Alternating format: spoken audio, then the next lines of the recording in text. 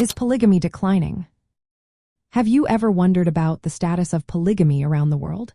Is it fading away, or is it still thriving in certain cultures? Let's take a closer look at the facts. Polygamy is not declining uniformly across the globe. In fact, its prevalence and acceptance vary widely depending on the region and cultural background. Only about 2% of the global population lives in polygamous households. However, in specific areas, such as sub-Saharan Africa, this number rises significantly. For instance, around 11% of the population in this region is involved in polygamous arrangements. Countries like Burkina Faso, Mali, and Nigeria have a long history of polygamy, where it is legally recognized and culturally accepted. In these places, polygamy is often tied to religious beliefs and economic factors, particularly under Islamic law, which allows one man to have multiple wives. Interestingly, in Papua New Guinea, recent data shows that polygamous marriages are actually on the rise, even in urban areas where they were less common before. The age of women in polygamous marriages is also changing. More younger women are now entering these unions compared to previous decades. This shift suggests a broader acceptance of polygamy, as education levels seem to matter less in determining who enters these marriages. On the flip side, many regions around the world have made polygamy illegal and socially frowned upon. This is often due to concerns about gender equality and women's rights.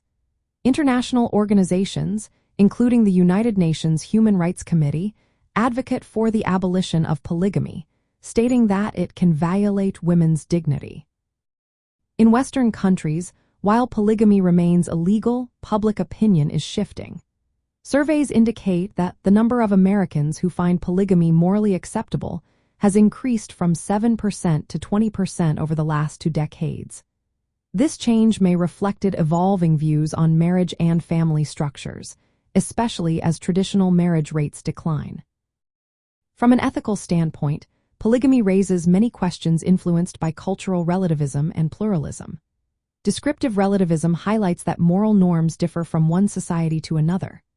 In cultures where polygamy is common, it may be seen as acceptable or even desirable.